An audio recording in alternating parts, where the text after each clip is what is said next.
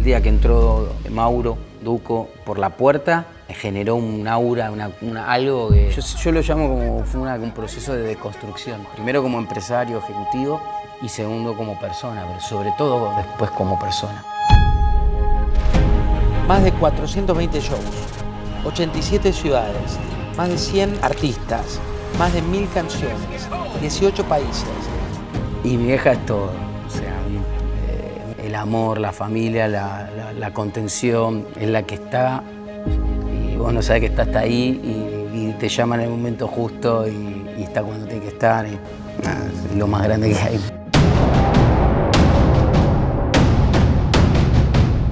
Esta generación está sucediendo, está pasando, están conquistando el mundo. Creo que todavía lo que va a pasar es infinitamente mayor.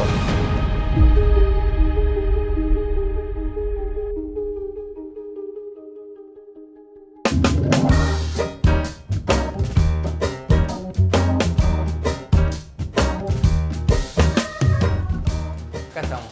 Bueno, costó, pero lo logramos. Sí, estamos acá. No queda otra, no te puedes ir ya. Ya está, ya no puedo escaparme. ¿Vamos a conocer tu historia? Sí, vamos. Arrancamos por Banfield. ¿Qué es Banfield en tu historia? Banfield es mi barrio,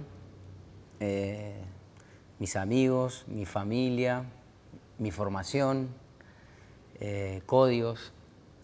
Es el código de barrio real. Ese es lo que me formó como persona, las amistades, el colegio, los amigos, el empedrado. ¿Los amigos son los de siempre? Sí, de siempre. Bueno, sí, mira, vamos sí. a tu historia familiar, ¿no? Y arranco por... Tranquilo, arrancaste. Arranco por tu viejo. Sí. Acá estás con Pasti, que Sí, trabaja con ustedes sí. y que hace todo un proyecto de filosofía de laburo. Muy bueno, sí. Tu papá, ¿no? Cuando decide irse a México, tenía 20 cortos. Sí. ¿Cómo fue esa historia? Bueno, yo vengo de una historia donde mi viejo pasó muchísimas necesidades. O sea, él siempre nos lo hizo saber con el buen sentido también de entender que las cosas cuestan, de que hay que esforzarse. Y él, a mediados de los 70, principios de los 70, mediados de los 70, con 20 años, emigra en búsqueda de paliar necesidades. Sí, su padre lo había abandonado, él trabajó de muy chiquito, tuvo que dejar el colegio con sexto grado. Y un día emigró y su historia, bueno, principalmente sucede en México, donde siempre la comunidad y el argentino, por eso digo nosotros, ese sentido de pertenencia del argentino lo abrazó en esas primeras semanas, meses en México, y él cuenta que en el bar donde se juntaban en aquel momento algunos jugadores de fútbol y varios argentinos, un día llegó Alberto Cortés, un joven Alberto Cortés, un artista... Castillos en el aire, entre otros. Sí, Amor desolado, Mi árbol y yo, no sé, yo me crié escuchando a Alberto.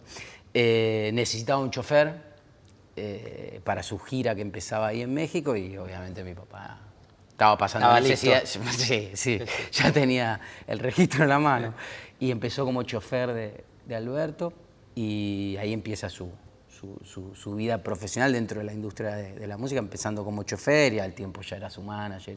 Al muy poco tiempo era su manager. Sí, al poco tiempo. Porque ¿tienen mucho en común vos y tu viejo? En común, en algunas cosas sí. El negocio cambió muchísimo, la manera de relacionarme con el negocio, con los artistas, con la industria, con el armado de una compañía es muy distinto por diferentes formaciones, pero sí aprendí mucho en esa adolescencia mía o en esos inicios míos donde conviví en asados en casa con Horacio Guaraní, con Alberto Cortés, con Facundo Cabral. Con Alberto Olmedo también. Con Olmedo. En Fechoría. Sí, en Fechoría, sí.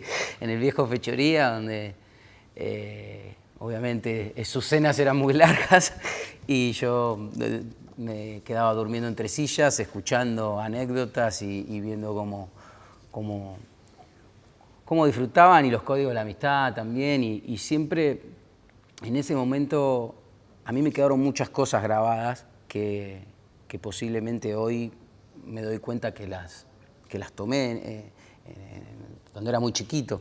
Pues yo no llegué a trabajar con mi papá, prácticamente él se retira antes que yo empiece. O sea, pero aprendí mucho de escuchar a los artistas y sobre todo lo más importante que creo que tuvo mucho que ver en que a mí me haya ido muy bien también es que yo nunca juzgué el arte, nunca tuve prejuicio. Esto es bueno, esto es malo. No, porque yo siempre escuchaba a ellos, digamos, por más que eran de géneros diferentes o de cosas, siempre respetar y ponderar mucho el arte.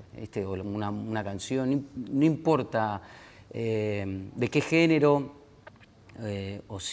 entre ellos no se juzgaban el arte y siempre los escuchaba decir, el arte no se juzga, el arte te puede gustar más o menos, una canción te puede gustar más o menos, pero si alguien, yo me acuerdo mucho que esto que decía Alberto Cortés en algún momento, si una canción le llegó a alguien, ya vale.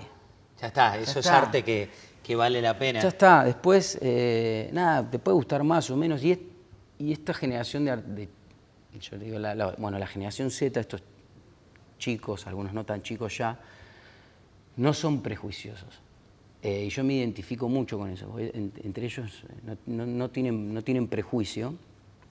Y a mí me ayudó mucho haber aprendido eso. Sigo con tus orígenes para después ir a tu presente y también tu futuro. Odias las entrevistas, no sos amigo de las entrevistas. Me consta que esta entrevista costó 2, 3 años, vamos por la 4ª temporada. Desde la temporada 1 empezamos a llamar. Sin embargo, tu historia es espectacular. Digo, tiene que ver con esto que decís vos, que lo importante es el artista, por eso es que no querés salir vos en escena. Yo creo que sí, tiene mucho que ver con eso. Yo te decía fuera de cámara, o sea, todo esto y el edificio y las decenas de colaboradores y chicos que trabajan en la compañía. Es increíble, sí. Uno abre esa puerta y está Visa. Sí, estaba justo grabando. El tipo que vendió número 1 del mundo mundial, relajado así, sí, estaba grabando, trabajando. Sí. Nosotros acompañamos lo que ellos hacen. O sea, todo esto no puede existir sin la creación de una canción, o si Duki no se sube a un escenario y transmite lo que transmite, o si en su momento Alberto Cortés, o el artista que te guste, no importa. O sea, nosotros acompañamos el talento de ellos, obviamente con muchísima seriedad, muchísimo compromiso, mucha estrategia, pero si no crean y si no existe esa canción o ese artista, nada sería posible. Entonces yo por eso a mí me gusta siempre dejar el protagonismo. Además es muy de esa camada de generación también de manager, todo que tenía un perfil mucho más bajo. A mí me cuesta mucho por eso. Sigo con tu familia, después vamos a hablar de tu manera también de liderar artistas y tu manera. Acá la tengo a ella. ¿Qué rol juega en la familia? Y mi vieja es todo. O sea, a mí me mostraba divina, sí, me emociona mucho. Porque ella siempre fue el sostén de todo. Fue el complemento de posiblemente la rigidez o lo más rústico, por decirlo, de mi viejo, de que todo le costó muchísimo y siempre nos lo hizo saber o mostrar, que se lo agradezco muchísimo porque uno le da valor a las cosas de una manera diferente. Y mi vieja, el amor, la familia, la contención, nada, todo. Mi vieja es la que está, y vos no sabés que está hasta ahí y te llama en el momento justo y está cuando tiene que estar. Es lo más grande que hay. Completamos la familia acá, ¿no? Acá ya está la familia más completa. Sí. Parece tu hermana, que no la nombramos todavía. Claro, mi hermana. ¿Tus sobrinos? Parte de mis sobrinos, faltan algunos de mi hermana, falta Fermín, falta Yoyo ahí, Gregorio. Están Esto fue en el Bernabéu, en Madrid. Qué linda esa foto. Donde tuve la suerte de que vino toda mi familia, vinieron todos mis amigos.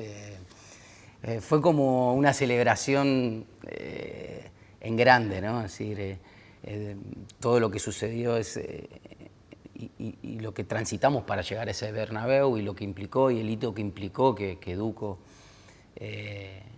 haga el Bernabéu. Me fui con Miami, me queda cabrón. Me voy para Italia, me queda cabrón. Vengo para Madrid y me queda cabrón. Yeah, porque soy un cabrón. En esta liga yo sería LeBron. El equipo más chico lo saque campeón. Chapan 5.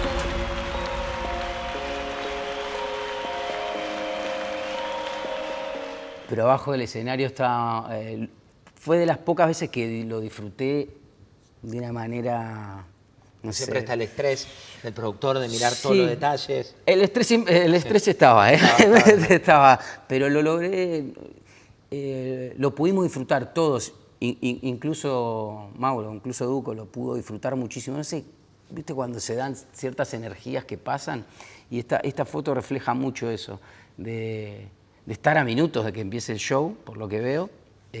No tenía tanto el recuerdo porque están las luces prendidas y todo, y el estadio ya casi lleno, y yo poder estar con una sonrisa en una foto familiar, quiere decir que lo estaba disfrutando. Sí. Mirá, hay varios hitos, varios puntos en tu historia.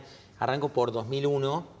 En 2001 quiso la casualidad o la causalidad que arranques con un grupo. Sí. ¿No? Que metiste un hit. Sí, es otra época, digo, sí. hablando del Bernabéu, pero ¿cómo recordás esos inicios? Mira, yo estaba terminando el colegio allá en el 2001, y un grupo del barrio, los Tulipanes, me pedían que le lleve el demo a mi viejo, pero mi viejo ya... ¿Ya no estaba? Y ya estaba muy de salida, ya estaba muy de no... Y me pedía que le lleve el demo, eso eran de mi barrio, los cruzaba en el barrio, y mi viejo... dijo que se lo mande al Negro Lombardo. El Negro Lombardo es un tipo muy querido en nuestra industria.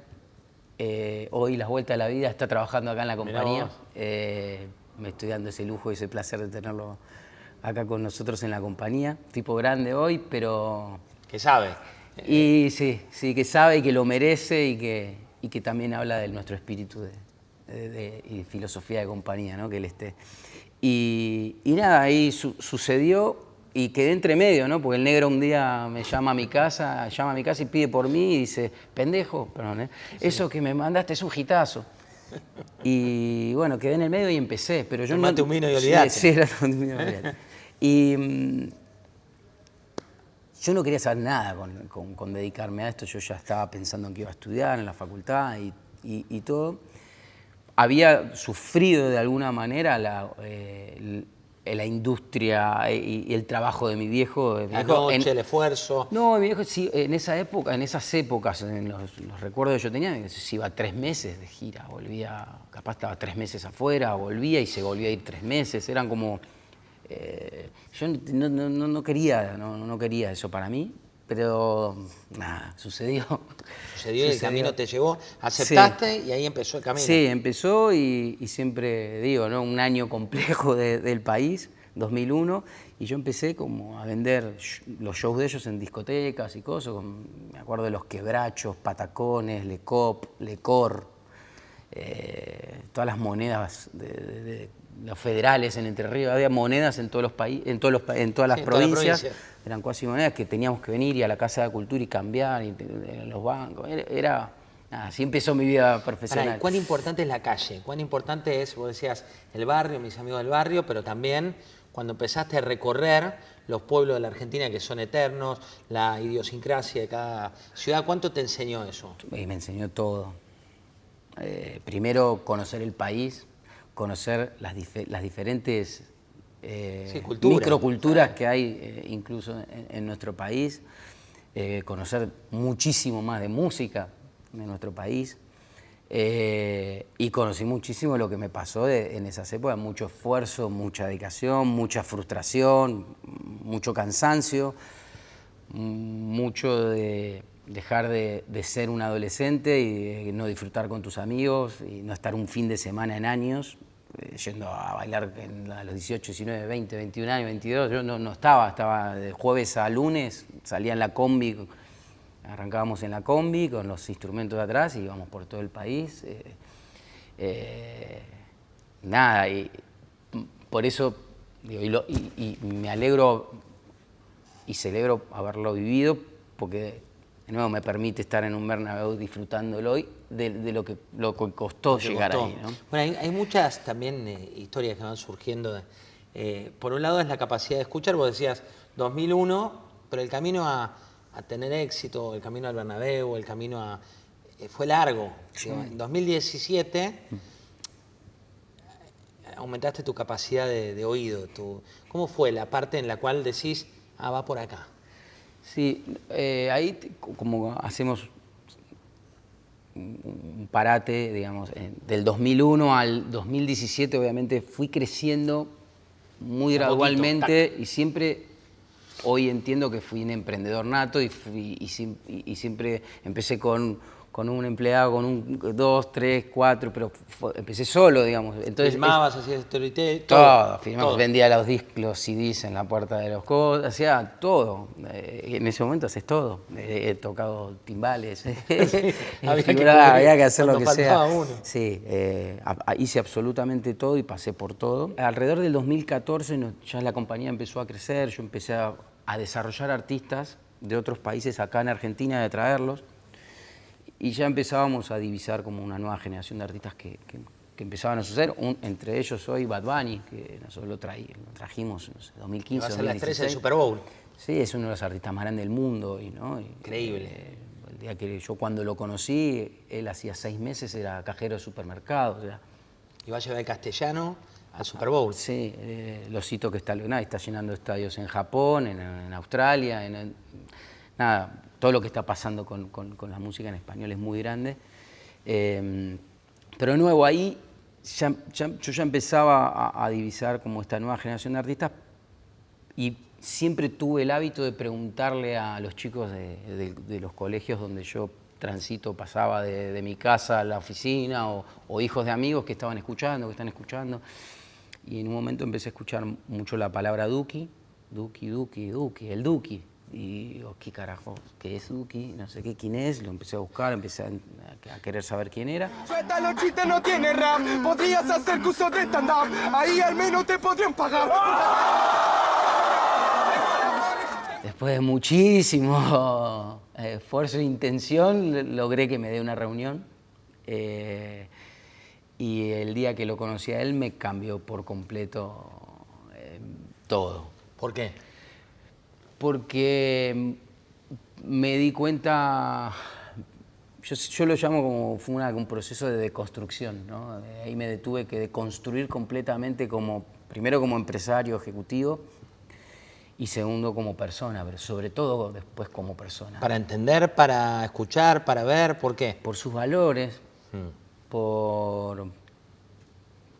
sobre todo por los valores que vi en él, que me demostró él, que cultivó él, y ahí me enseñó muchísimo, sin darse cuenta, ¿no? De todo lo que...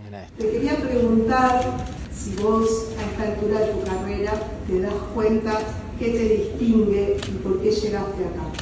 La señora que hizo la pregunta es Sandra, mi mamá, la persona que me dio la vida junto a mi papá que te sentaba al lado de Guille.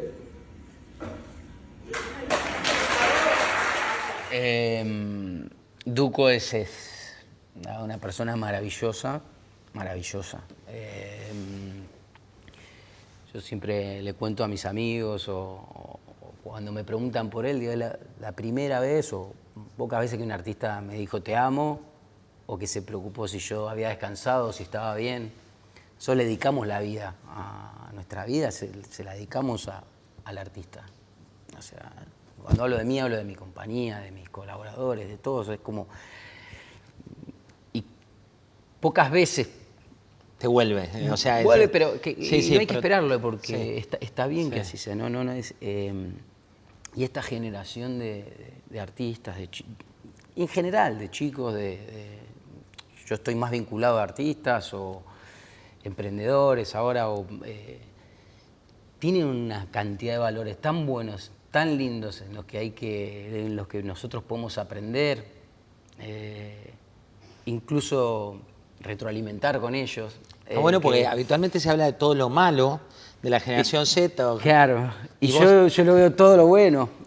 Para mí sí es la mejor generación que me tocó conocer. ¿Por qué? Mira, recién hablábamos de Bizarrap, ¿no? De Divino. Gonzalo que está grabando ahí. Y me preguntaste, che, ¿cuántas horas se queda acá en el estudio? Yo le digo, no sé, puede estar hasta mañana posiblemente 10, 15, 20 horas en el estudio.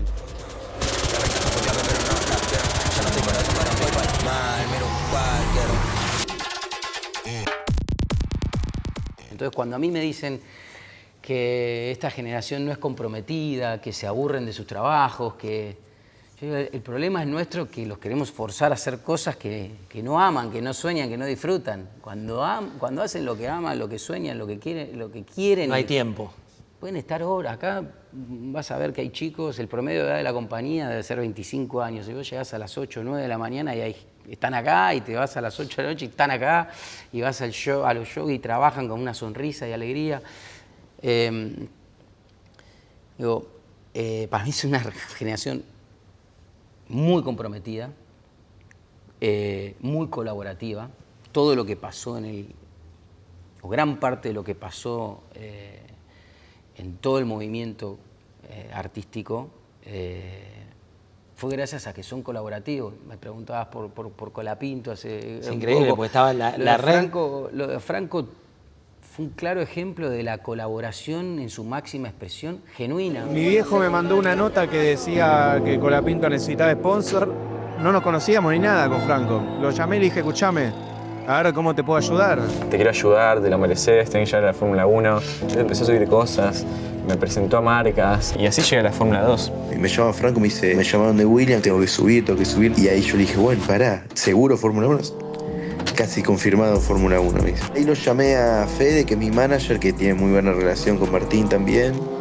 También estaba Gastón de Big Box y lo logramos.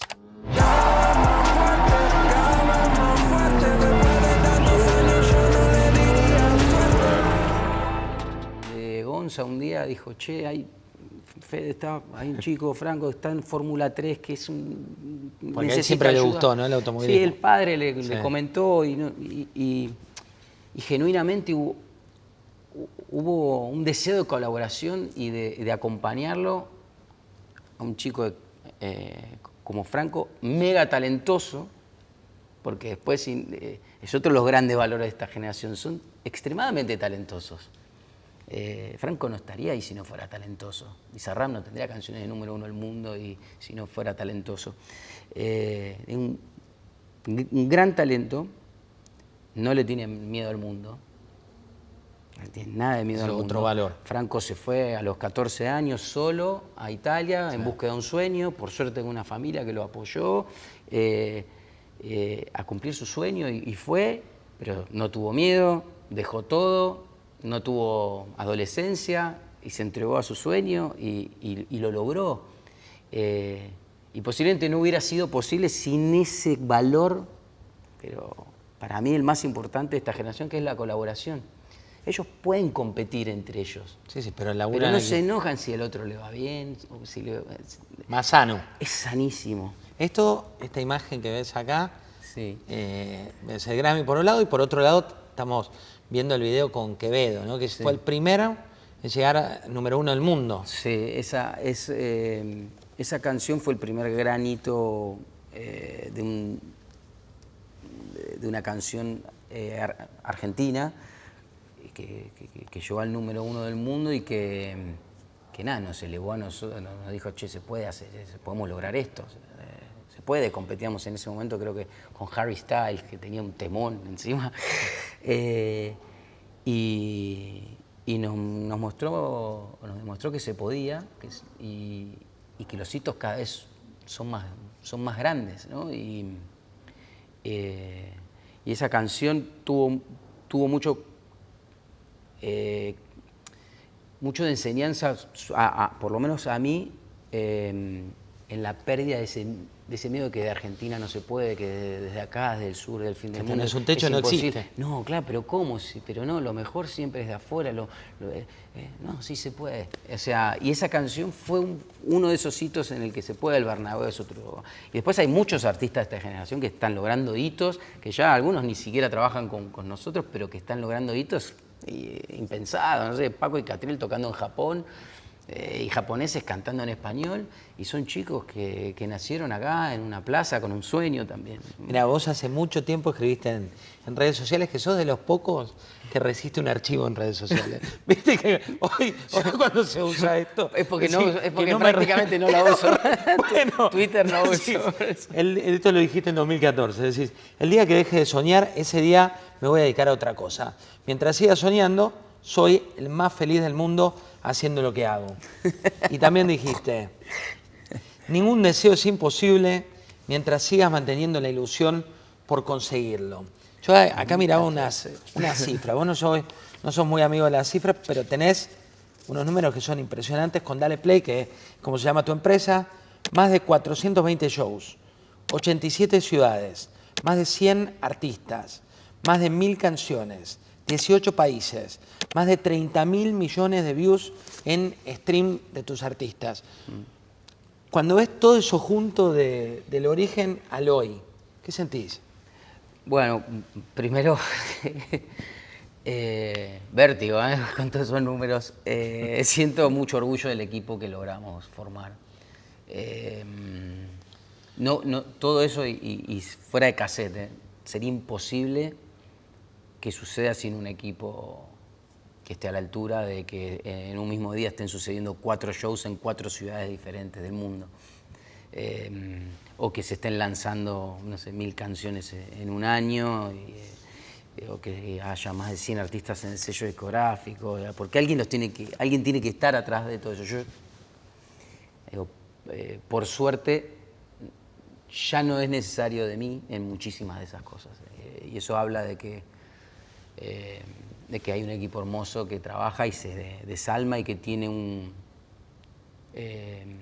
nosotros le hicimos el contexto dentro de la compañía, que me ayudó mi hermano a darle la forma y los valores que expresan nuestra compañía, y tiene que ver con eso. Y me da muchísimo orgullo. Y no sé a dónde llegaremos, ¿no? Bueno, aparte hay otra artista que no te pregunté, pero que también es fundamental en esta historia, que te presenta a Bizarrap, que es Nicki Nicole, Sí. que fue también la primera artista argentina en llegar a un show como el de Jimmy Fallon, sí, que para nosotros es clave. Ella sabía de quién se trataba. ¿Cómo es esa historia? No, bueno, Nicki, yo siempre digo, muy desfachatada, ella vive en su mundo... En su arte. En su base, sí. Es una loca hermosa. Muy talentosa, talentosísima. Y en aquel momento, honestamente nosotros buscamos que suceda, porque estaban pasando muchas cosas con su música y sobre todo empezando a suceder muchas cosas en el mercado de Estados Unidos. Y la verdad es que mandamos y dijeron que sí.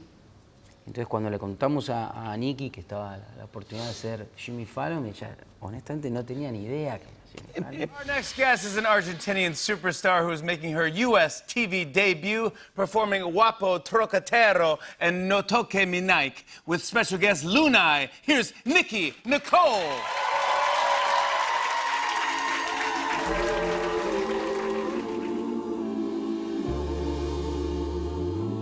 Guapo traquetero, siempre quiere verme, y dice que es un santo, pero es un delincuente. Y nada, fue otra de esas cuestiones y esos hitos, y hoy veo que hay otros artistas que están yendo y que fueron. De hecho, Visa fue algunas veces, Paco, Catriel, Nati Peluso, hay muchos artistas que han ido a Jimmy Fallon y decís, bueno, empezamos a naturalizar y a decir, che, ya está. Ya está, y eso es lo más lindo de todo lo que está pasando. Se creó algo tan grande, hay un ecosistema tan inmenso entre artistas, deportistas, generadores de contenidos,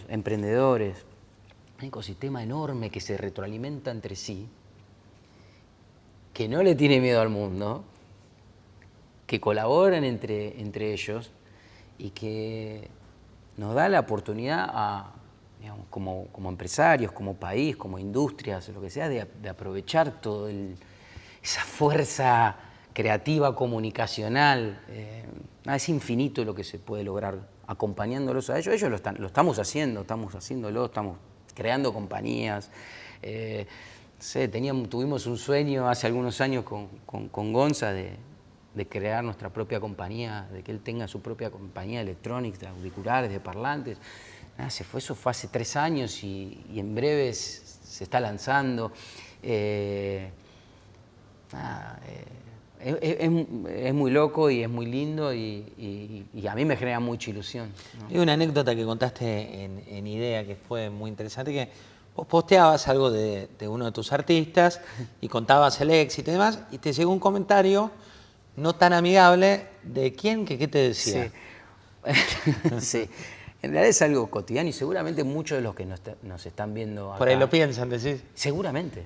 Okay. Seguramente. Entonces es un punto, te juro que dentro de la liviandad con que está bueno que lo transitemos, es un mensaje muy profundo. Y es por las pocas cosas que también a mí yo me animo a dar alguna entrevista. Porque, ¿qué decía ese mensaje? En realidad era un posteo de una como un corto, un short. Sí, de Talento Argentino, sí, una página que cuenta historias, que pondera a emprendedores y compañías. Y la verdad que hablaba muy lindo de mí y de los artistas con los que trabajamos y lo que estaba pasando. Y hay un comentario que básicamente decía: por fin le conozco la cara a ese irresponsable cultural que me arruina los viajes en auto con mi hija, los días en la pileta. Y él decía, no, en mi casa se escucha Charlie, Soda, fui a ver no me acuerdo, decía Roger Waters o Coldplay con ellos. Sí, Roger Waters. Sí, espero que algún día pida disculpas, dice, ¿no? El poste. Entonces yo por eso la charla empecé con eso, porque en aquel momento, y está bueno hoy traerlo, porque seguramente los que estén viendo acá piensan eso. ¿Y por qué crees que lo piensan? Es generacional, es una cuestión de prejuicio generacional. Lo vivieron, o sea, ni siquiera los... Digamos, no los condeno por eso. Pues, le pasó, mira, le pasó a Charlie, a Spinetta, donde Piazzolla, hay un video de Piazzolla, donde él, en una entrevista, creo que era con Neustadt en los 70, él dice, no sé si voy a decir una barbaridad. Arranca Piazzolla, ¿no? No sé si voy a decir una barbaridad, pero para mí están haciendo una nueva música de Buenos Aires. Y habla de Charlie y de Spinetta, dice. Y él tenía miedo de decir en ese momento y de ponderar a Charlie y a Spinetta porque eran muy criticados por los tangueros, por más tradicionales. A Charlie García, toda esa gente que yo amo. Yo amo más a esa gente que la gente de tango. No sé si es una barbaridad lo que voy a decir, pero los amo porque son jóvenes con inquietudes. Yo no conozco ningún joven de 18, 19 años, digamos, que se ponga a estudiar el piano o el violín o la flauta o el bandoneón para tocar tangos. Para tocar música progresiva que tiene que ver con el tango en el fondo, ahora sí. Porque lo que hace Spinetta, lo que está haciendo Alas es música de Buenos Aires. Sí, sí. Ahora está ocurriendo un fenómeno muy especial. Y acordate, estamos hoy 14 de 1976, diciembre, va a ocurrir el mismo fenómeno que ocurrió con los Beatles en 1960. Están haciendo una nueva música de Buenos Aires. Y a estos chicos, estos muchachos, hay que apoyarlos. El prejuicio es uno, para mí, de los peores males de cualquier sociedad o cualquier generación, pero existió siempre. Yo tuve la suerte de haberme criado entre artistas y haber derrumbado, desarmado los prejuicios. De no juzgar el arte. De no juzgar. Y en ese no jugar descubrí un mundo hermoso. Y yo invito a tu audiencia que posiblemente no tenga tan claro qué hay en este mundo, que deje la guardia un poco abajo, que charle con sus hijos, con sus nietos, con quien sea y le pregunten por Milo J. Y que puedan descubrir el arte de Milo J. El folclore. Del folclore y espectacular. Pedazos de artistas de Milo J. Que descubran a vos, un artista con una lírica y el rock en su máxima expresión y que tiene un montón de cosas para que puedan compartir con ellos. No sé, te puedo decir de Easy A, que para mí es en algún punto un nuevo... Tengo que tener mucho cuidado en estas entrevistas, pero a alguien en confianza le diría, tiene mucho que ver con el polaco Goyeneche. Tiene mucho que ver en esa ponderación porteña del tango y del arrabal y del lunfardo. Ellos lo dicen de otra manera, pero tienen mucho para decir. Porque y hay están un tema creciendo. que componen todos, digo. Claro que esa es una diferencia. Son talentosísimos, o sea, son talentosísimos. Lo que pasa es que, de nuevo, ¿no? Hay que animarse a hacer un doble clic, a descubrir, a también... Sacar maleza de... Sí, o sea, digamos, no todo es lo mismo, pero hay un talento... Y les va a permitir, yo siempre digo, a ese tipo que pobre está sufriendo el viaje en auto con la hija, que le debe poner no sé qué, pero posiblemente si en una charla dice, che, mi amor, poneme Miro J, poneme esto, poneme Duki el último disco, poneme, no sé, Paco y Catriel, poneme Casu, no sé, poneme lo que quieras. Sí. ¿No? Pero hay talento para compartir y para descubrir. Y después, de nuevo, puede no gustarte. Sí, pero escuchá. Lo que no se puede discutir lo que está pasando. Y aparte es un movimiento muy fuerte en el mundo. Pero muy fuerte, muy genuino, muy real, que nació en una plaza, en el Quinto Escalón, donde el artista Donde te están decía, los duelos. Que lo creó Easy A, este chico, con 13 años lo creó. Sí, que el video ese original también del Duki es impresionante. Pero claro, incluso previo a eso, o sea, es el semillero de en gran parte de todo lo que está pasando. Y lo creó en ese momento, un pibe tenía 13 años. ¿Qué estábamos haciendo nosotros a los 13 años? O los que están viendo. Había un pibe Easy A, lejos, que estaba emprendiendo, posiblemente inconscientemente, y creó un movimiento, y creó un semillero de todo lo que está pasando hoy. Yo tuve, de nuevo, ¿no?, la capacidad, la suerte, el profesionalismo, todo lo que vos quieras, de poder verlo y acompañarlo, potenciarlo y seguir soñando con ellos. Porque en definitiva... ¿Cuáles son los miedos de un productor? Digo, cuando uno ve, vos hay algo que decís y te leí también, que hablabas del éxito, pero también hablas bastante de no tenerle miedo al fracaso, de saber que en el mundo del arte, así como no hay que juzgar, también hay momentos muy buenos y decís a veces que son momentos efímeros. Digo, ¿cómo te preparas para las subas y bajas que tiene el arte? Mira, yo hablo mucho de ellos con todos los artistas con los que trabajamos, de que en algún punto es una rueda, ¿no? A veces te toca estar acá, a veces te toca estar acá. En algún momento puedes estar acá, pero siempre está la oportunidad cuando vos sos coherente con tu arte, con tu visión, en que en algún momento... Y ellos lo entendieron perfectamente, y por eso esta cuestión colaborativa, cuando a uno le toca estar acá, entre ellos mismos se empujan, ¿no? Y hablo de nueva música, pero también los streamers, como llamamos, o los gamers, tuvieron mucho que ver también en potenciar todo lo que pasó. Es toda una... Digamos, es para hablar horas y entrar en cada uno de muchísimas personas, artistas que tuvieron que ver con que toda esta rueda, este ecosistema suceda, ¿no? Es fascinante, a mí me fascina y creo que todavía lo que va a pasar es infinitamente mayor.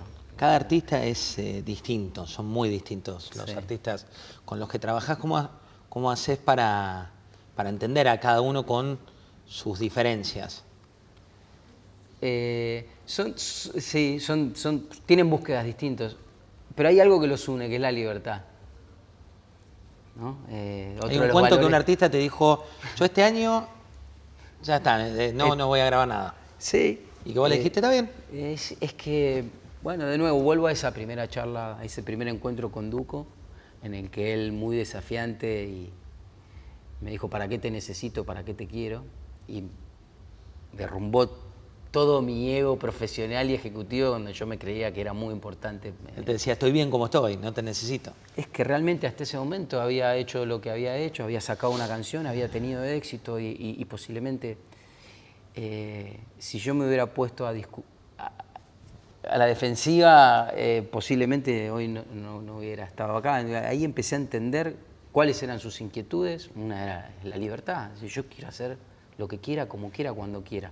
Que eso no implica que no haya plan, que no haya estrategia, que no haya, digamos, sueños a largo plazo. Pero ellos tienen que ser parte de la mesa de la decisión, siempre. Y de nuevo, lo llevo a mi terreno, pero también es parte de su vida cotidiana con sus hijos, con sus empleados, con sus... Digamos, esta generación tiene que ser parte de la mesa. Son activos, o sea, nacen con la información ya en la mano, hoy nativos digitales. Entonces, digamos, sienten que pueden, y de hecho pueden, pero también nos necesitan. También necesitan de otro tipo de acompañamiento.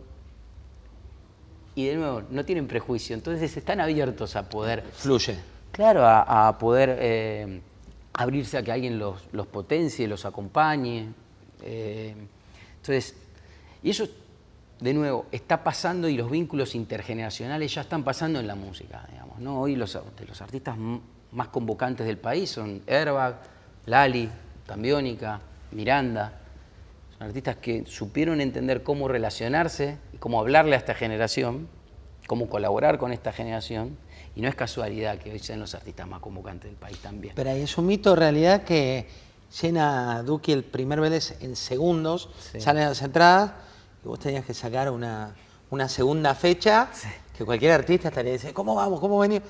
Y costó encontrarlo. Sí. Bueno, sí, es un poco más profundo los por qué, ¿no? Que tiene que ver con sus luchas internas. Hablo de Duki, pero de toda una generación mal llamada o bien llamada de Cristal. Después podemos debatir eso, ¿no? En donde les pasó todo posiblemente muy rápido y esa vorágine en ese momento era Vélez, de, bueno, sacamos uno, sacamos dos, sacamos tres, era para hacer lo que... Y en un momento era... él no aparecía, no confirmaba, no... Pero tiene que ver mucho con esa cuestión... De una búsqueda interna. No, y de en algún punto sufrir también el éxito. Sufrir la exposición. La policía me sigue la CIA, si me está escuchando que lo moto. Quieren medicina, la risa, la busca, díganme cuánto que se le noto. Vida me pega como tonto, vida me pega como tonto. Los quiero, los amo y no... Ellos lo sufren mucho y lo exteriorizan. Transitar todo lo que le pasó a él y a muchos de los chicos que transitaron el éxito de una manera muy vertiginosa no es fácil. O sea, la exposición, el sentirse juzgados todo el tiempo, el de un día para el otro pasar de una exposición muy grande, no fue fácil para ellos. O sea, recién veíamos la entrevista cuando Sandra, y me viene a la mente lo importante que son las familias para acompañar. De nuevo, ¿no? Yo hablo de los artistas, pero esto es importante que lo entendamos y le demos importancia en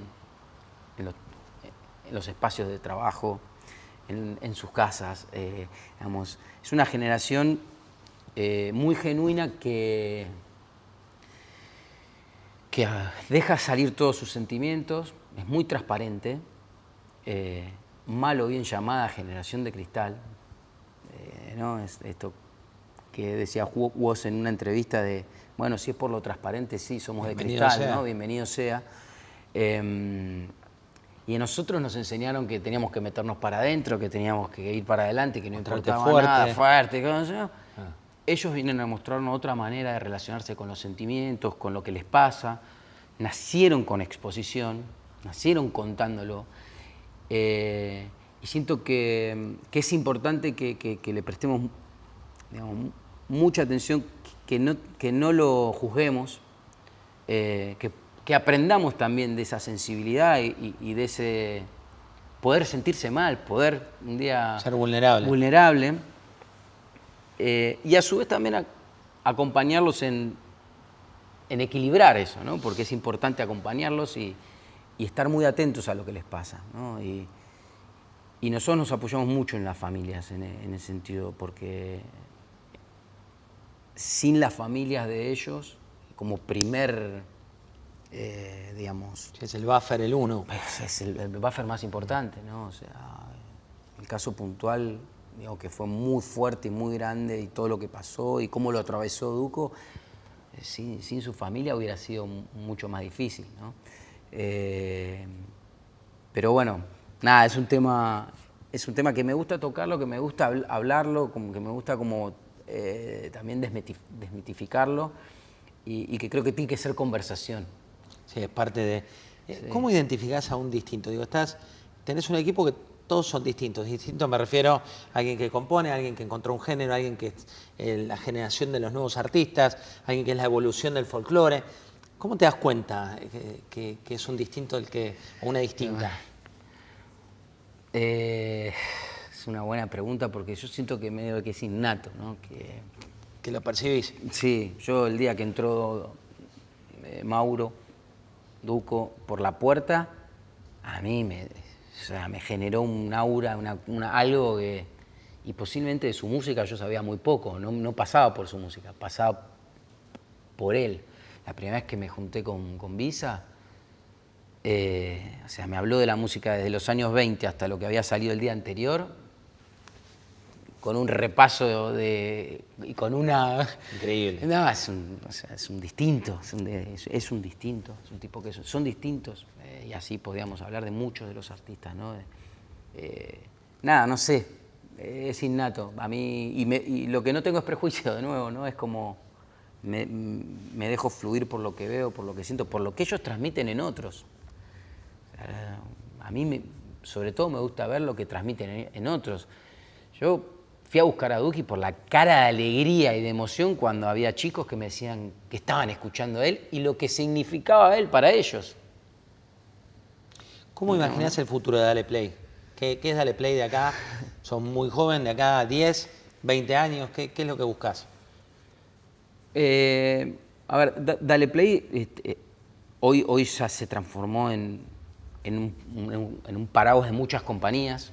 Hoy la compañía creció muchísimo y son muchas compañías, varias compañías dentro del paraguas de lo que significa Dale Play. Digamos, sello discográfico, compañía de management, compañía de promotora de conciertos. Tenemos una compañía que desarrolla marcas y que estamos lanzando compañías de make-up, de beauty, de fashion, de electronics, no sé, venues. Estamos invirtiendo en arenas, en teatros, en muchos países, fundamentalmente en Argentina, porque yo sigo creyendo totalmente en este país. A mí me dio todo este país. Y no, digamos, no le eludo a la cuestión de que es un país complejo, ¿no? Desde lo económico. Todo. Pero yo nací en el 2001 como profesional. No conozco otra cosa. Y de nuevo, te fue muy bien. Me fue muy bien y creo que te puede ir muy bien en este país. Hay una nueva oportunidad, muchísimos emprendedores, que es donde me gustaría seguir apoyando y creando más valor dentro del paraguas de las compañías que tenemos. Y me veo, sobre todo desde mi posición y la compañía, acompañando a lograr nuevos hitos, ¿no? Mira, hablabas de Argentina, te doy 100% del capital de Argentina. ¿Dónde lo invertís? En Banfield. La República de Banfield. Sí. Lo invierto en educación, sin dudas, ¿no? Invierto en acompañar proyectos y jóvenes emprendedores. ¿Le metemos 50 y 50 o en algo más? Digo, 50 para desarrollar emprendedores y 50 para la educación del futuro. ¿Querés algo de salud mental, que es algo muy importante? Sí, sin dudas, digamos.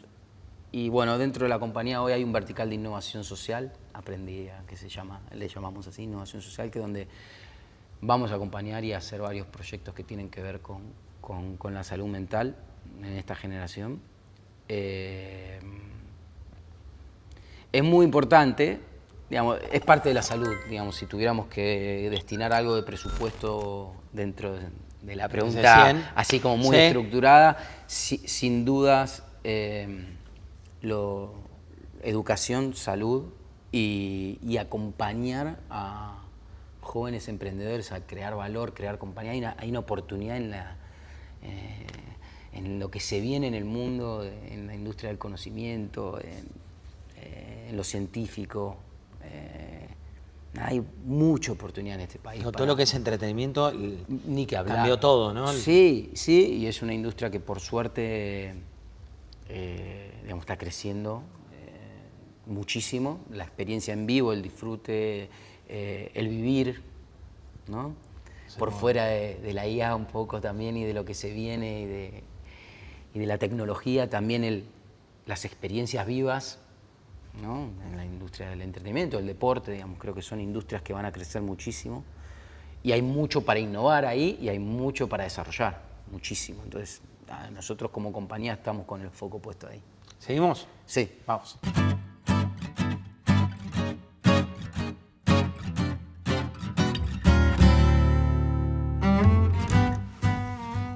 Algo que me olvidé de preguntarte hablamos un poco de Goyeneche y me hablaron del tío Cholo. Sí. Bueno, mi tío Cholo fue de esas personas claves también en mi vida y en la familia. Muy amigo de Goyeneche, tanguero. Eso sí, tanguero. De pura cepa. Y siempre, yo tenía 14, 15 años y él me quería, obviamente, todo el tiempo poner a escuchar tango, a leerme las letras, obviamente Goyeneche, Julio Sosa, bueno. Y yo en 14, 15 años decía, no, por ahí no va. No lo sentía, pero él siempre terminaba, cada vez que yo capaz me resistía o me salía por la paralela, me decía, tranquilo, Fede, el tango te espera. Siempre terminaba así. Y eso pasa. Para mí fue, totalmente, el tango siempre te llega. Entonces yo siempre, eso me quedó todo el tiempo retumbando y cuando hablo mucho de esta generación de artistas y capaz le hablo como tu audiencia o los que nos están viendo o los que están acá recibiendo este contenido, es decir, siempre le digo, esta generación está sucediendo, está pasando, están conquistando el mundo y los están esperando, descúbranlos. Vale la pena. Ellos los esperan, como decía mi tío Cholo. Lo esperamos y saludo al cielo del tío Cholo. Sí, el Cholo fue. Nos vemos. Gracias, Fede.